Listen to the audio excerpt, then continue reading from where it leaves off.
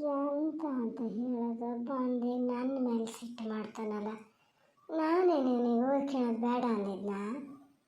ಯಾವುದೊಂದು ಕಾರು ಅಪ್ಪ ಮಕ್ಕಳಿಗೆ ನಾನು ಸಿಗ್ತೀನಿ. ಓದ್ಕೊಂಡಿದ್ನಪ್ಪ, ಗನಾಗೆ ಓದ್ಕೊಂಡಿದ್ದ. ಎಂತಕ್ಕೆ ಹಿಂಗಾತೇನು? ತಲೆ ಬಿಸಿನೂ ಹೆಚ್ಚಾಯ್ತು. ಹೇಳಿದೆ ನಮ್ಮನೇಲಿ ಇವರಿಗೊಬ್ರಿಗೆ ಬೇಡ, ಅವನಿಗೇನು ಹೇಳಬೇಡಿ, ಓದ್ಕೊಂಡ್ಲಿ, ತಡೀರಿ ಅಂತ. ಆದರೂ ಹೊಕ್ಕೊಂಡು ಅವನಿದ್ರನ್ನೇ ಕೂಗಕ್ಕೆ ಶುರು ಮಾಡ್ಕೊಂಡ್ರು. ನಾನಾರು ಎಂತ ಮಾಡಲಿ ಈಗ? ಎಂತ ಅಂತ ಕೇಳ್ತಿದ್ದೀರಿ? ಮತ್ತೆ ಅಂತ ಅಲ್ರಿ, ನಮ್ಮ ಚೋಟಿಗೆ ಇವತ್ತು ಇಂಗ್ಲೀಷ್ ಇತ್ತು ಮರ. ಶನಿ ಅಂತ ನಿನ್ನೆನೆ ನಮ್ಮ ಮನೇಲಿ ಅಂತ ಒಂಚೂರು ರಗಳೆ ಇವ್ರದ್ದು ಹೇಳ್ತಾ ಇದ್ದ. ಬೇಡ, ನಾನು ಓದ್ಕಿತ್ತಿದ್ದೀನಿ, ನಾನು ತೊಂದರೆ ಕೊಡಬೇಡಿ ಅಂತ ಹೇಳ್ದಾರ. ಮಾತು ಕೇಳ್ತಾರ ನೀವರು? ಹೋಗಿ ಅವನ ಹತ್ರ ವಟ ಅಂತೀರ. ಅದಕ್ಕಿಂತ ಮುಂಚೆ ಓದ್ಕೊಂಡಿದ್ದಿದ್ರೆ ತೆಗಿಬೋದಿತ್ತು. ಪರೀಕ್ಷೆ ಕಷ್ಟ ಅಂತೇಳಿ ಬೇಜಾರು ಮಾಡ್ಕಿ ಕೂತಾನೆ. ಎಂತ ನಿನ್ನ ಮಗ ಎಂತ ಇಷ್ಟೊತ್ತು ಪುರಾಣ ಮಾಡ್ತಾ ನಿಂತಿದ್ನಲ್ಲ? ಮಾತಾಡಬೇಡಿ ನೋಡಿ, ಹೇಳಿನಿ. ನಿನ್ನೆ ಅಷ್ಟು ರೀತಿ ಹೇಳಿದೆ, ಬೇಡ ನಾಳೆ ಬೆಳಗ್ಗೆ ಆದರೆ ಪರೀಕ್ಷೆಗೆ ಹೋಗವ, ಆ ಥರ ಏನೋ ಮಾತಾಡಬೇಡಿ, ರಗಳೆ ಮಾಡಬೇಡಿ ಅಂತ ಹೇಳಿದ ಮಾತು ಕೇಳ್ರ? ಅವನಷ್ಟುದ್ದಕ್ಕೂ ಅಲ್ಲ, ಅವನದೇನಾದ್ರು ತಪ್ಪಿತ್ತ ಅದರಲ್ಲಿ? ಪರೀಕ್ಷೆ, ಅದಕ್ಕೆ ಅಲ್ಲಿಗೂ ಹೋಗಲ್ಲ, ಮನೆ ಬದಿ ಇದ್ದ. ಪರೀಕ್ಷೆ ಹೊತ್ತೆಲ್ಲ ಕೂತ್ಕೊಂಡು ಓದ್ಕೊಳ್ಳೋದು ಬೇಡ. ಹುಡುಗೂಡ್ನ ಹೋಗ್ಕೊಂಡು ಹಿಂದೆ ಹಿಂಗೆ ಹಾಳು ಮಾಡ್ತೀವಿ, ಹಂಗೆ ಹಾಳು ಮಾಡ್ತೀವಿ ಅಂದರೆ ಅವನು ಎಂತ ಮಾಡ್ತಾನೆ? ಅದೇ ಇದು ಮಾಡ್ಕೊಂಡು ಹೋಗಿದ್ನಲ್ಲ, ಓದಿ ಸುಸೂತ್ರಾಗಿ ಜ್ಞಾನಕ್ಕೆ ಬರ್ಲತ್ತೆ ಅವ ತಪ್ಪೇ ಆಗ್ಯಾವೆ ಎಲ್ಲವೂ, ಇಂಗ್ಲೀಷಲ್ಲಿ ಕಮ್ಮಿ ನಂಬರ್ ಬರ್ತದೆ ಅಂತ ಏನು ಹೇಳ್ತಿದ್ದ.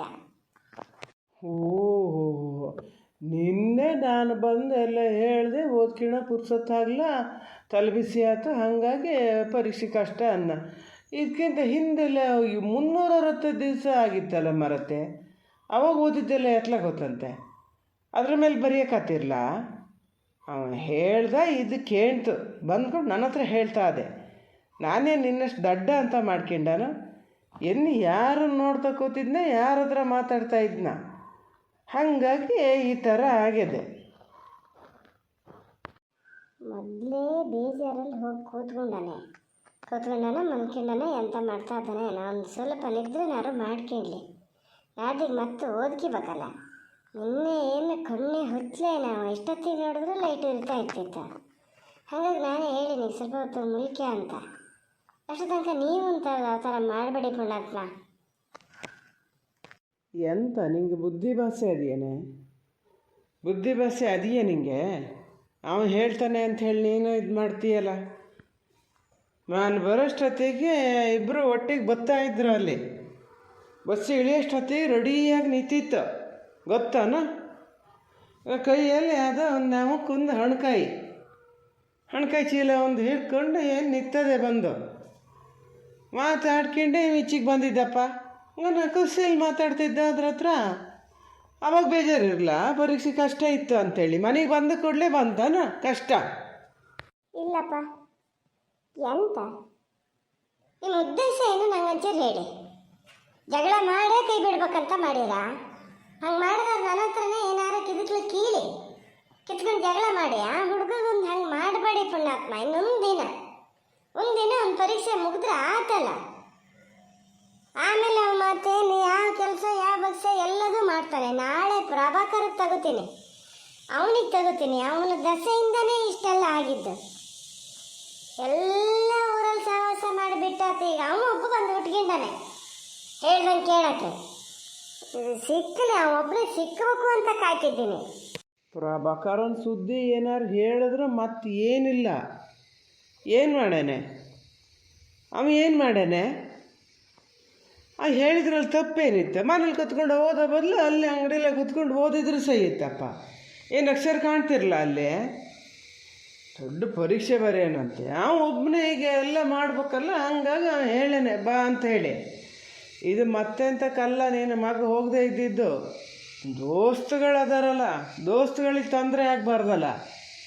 ನೀವು ಹೋದ್ರೆ ಅವ್ರಿಗೆ ತೊಂದರೆ ಆಗ್ತದಲ್ಲ. ಹಾಗಾಗಿ ಹೇಳೋದು, ಮತ್ತಿನ್ನೇನಲ್ಲ. ಬೇಡ ಬೇಡ ನೋಡಿ, ಏನೇ ಮಾತಾಡೋದಾದ್ರೂ ನಾಳೆ ಮಾತಾಡ್ಬೋದೆ.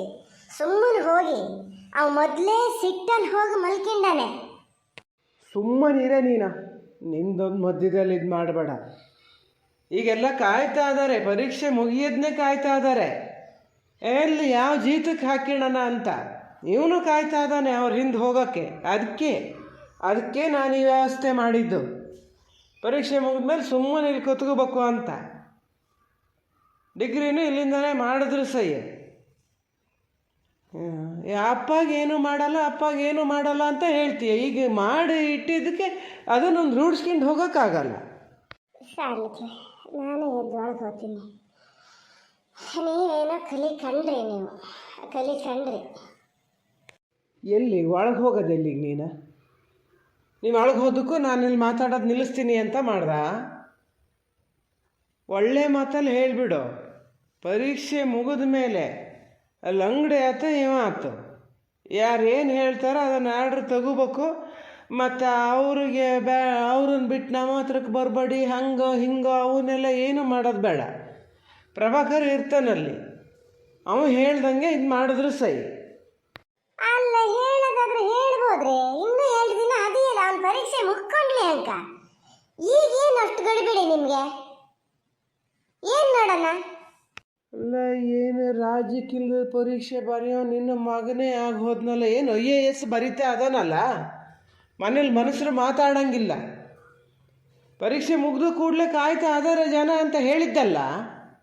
ಹೋಗಿ ಹೇಳು, ಹೇಳಲ್ಲಿ ಹಿಂಗೆ ಅಂತ. ಆಯ್ತು ಪುಣ್ಯಾತ್ಮ, ಆಯ್ತು, ಹೇಳ್ತೀನಿ.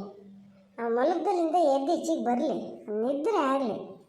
ನಿನ್ನೆ ಇಡೀ ನಿದ್ರೆ ಬಿಟ್ಟನೆ, ಎದ್ದು ನಿದ್ರೆ ಮಾಡಿ ಬರಲಿ. ಕಡೆಗೆ ಹೇಳ್ತೀನಿ, ಏನು ಹೇಳ್ಬೇಕೋ ಎಲ್ಲ ಹೇಳ್ತೀನಿ.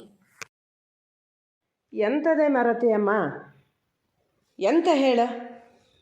ಇನ್ನೂ ಎಷ್ಟು ತೊಂದರೆ ಕೊಡಬೇಕು ನನಗೆ ಅಂತ ಮಾತೆತ್ತಿದ್ರೆ ಅಪ್ಪ ಮಾಡಿಟ್ಟಿದ್ದು ಎಂತ ಮಾಡಿಟ್ಟಿದ್ದ? ನನ್ನಷ್ಟಕ್ಕೆ ನಾನು ಬದುಕಕ್ಕೆ ಬಿಟ್ಟಿದ್ರೆ ಸಾಕಿತ್ತು, ಅದನ್ನು ಬಿಡ್ಲಲ್ಲ. ನನ್ನಷ್ಟಕ್ಕೆ ನನ್ನನ್ನು ಬದುಕಕ್ಕೆ ಬಿಡೋದಂದ್ರೆ ಎಂತ? ಬಸ್ ಸ್ಟ್ಯಾಂಡಲ್ಲಿ ಈಗ ಮಾತಾಡ್ತಾ ನಿಂತಿದ್ರಲ್ಲ, ಅದ್ರ ಜೊತೆ ಬದುಕಕ್ಕೆ ಬಿಡ್ಬೇಕು ಅಂತನಾ? ಅದನ್ನೇ ಹೇಳದೇನಾ? ಸುಮ್ಮನಿರ್ರಿ. ಎಂತ ಸುಮ್ಮನಿರೋದು ಅಂತ ನಿನ್ನೆ ಅಷ್ಟು ರೀತಿ ಹೇಳಿನೆ. ಇವತ್ತು ಮತ್ತೆ ಪರೀಕ್ಷೆ ಬರ್ಬೇಕಾರೆ ಅದ್ರ ಜೊತೆ ಮಾತಾಡ್ತಾ ನಿಲ್ಬೇಕು ಅಲ್ಲಿ ಅಂದರೆ ಏನು ಫೋನ್ ಮಾಡಿ ಹೇಳಿದ್ದೇನೆ ಬರೋಕ್ಕೆ? ಅದಕ್ಕೆ ಬಂದದದು ಬೇಕಾ? ಓದ ಬರೀ ವಯಸ್ಸಲ್ಲಿ ಇದು ಬೇಕಾ? ಇದನ್ನು ಹೇಳೋಕ್ಕಾಗಲ್ಲ ನಿನಗೆ, ನಂಗೆ ಹೇಳ್ತೀಯಲ್ಲ ಅಮ್ಮ. 1 ಸತಿ 2 ಸತಿ ನೋಡ್ತೀನಿ, ಒಳ್ಳೆ ಮಾತಲ್ಲಿ ಸುಮ್ಮನಿರಕ್ಕೆ ಹೇಳೋ. ನಾನು ಸೀದಾ ಅಜ್ಜಿ ಮನೆಗೆ ಹೋಗ್ತೀನಿ. ಈಗ ಅಲ್ಲಿ ನಾ ಇರೋದು ಅಲ್ಲೇ, ಇನ್ನು ಇಲ್ಲಿಗೆ ಬರೋದೇ ಇಲ್ಲ ಅಂತ ಮಾಡ. ಪುಸ್ತಕ ಎಲ್ಲ ಇಲ್ಲಿ ಅದವಲ್ಲ ಅಂಥೇಳಿ ಇಲ್ಲಿಗೆ ಬಂದೆ. ನಾನು ಪೂರ್ತಿ ತಗೊಂಡು ಹೋಗ್ತೀನಿ. ಅದು ಯಾರು ಏನು ಮಾಡ್ತಾರೆ ನಾನು ನೋಡೇ ಬಿಡ್ತೀನಿ. ಯಾಕೆ ಊರು ಮನೆಯವ್ರ ಹತ್ರ ಯಾಕೆ ಮಾತಾಡಬಾರ್ದು? ಇವ್ರು ಯಾರ ಹತ್ರನೂ ಮಾತಾಡಲ್ಲನ? ಸುಮ್ಮನಿದ್ದಷ್ಟಕ್ಕೂ ಮತ್ತೆ ನನಗೆ ಹೇಳೋದು. ನನ್ನ ತಲೆ ಬಿಸಿ ನಂಗಾಗಿದೆ. ಮಾತೆತ್ತಿದ್ರೆ ಅವ್ರ ಹತ್ರ ಮಾತಾಡ್ತಿದ್ದೆ, ಇವ್ರ ಹತ್ರ ಮಾತಾಡ್ತಿದ್ದೆ. ನಾನೇನು ಇನ್ನೂ ಸಣ್ಣ ಬಾಲಲ್ಲ, ಯಾರ ಹತ್ರ ಮಾತಾಡಬೇಕು ಯಾರ ಹತ್ರ ಬಿಡಬೇಕು ಗೊತ್ತಾಗ್ತದೆ ನನಗೆ. ಚೋಟ, ಸುಮ್ಮನಿರಿ. ಈಗ ಹೇಳ್ತೀನಿ. ನಾನು ನಿದ್ರೆ ಮಾಡ್ತೀನಿ ಅಂತ ಹೇಳೋ ಇದೇನ ನಿದ್ರೆ ಮಾಡೋದಾ?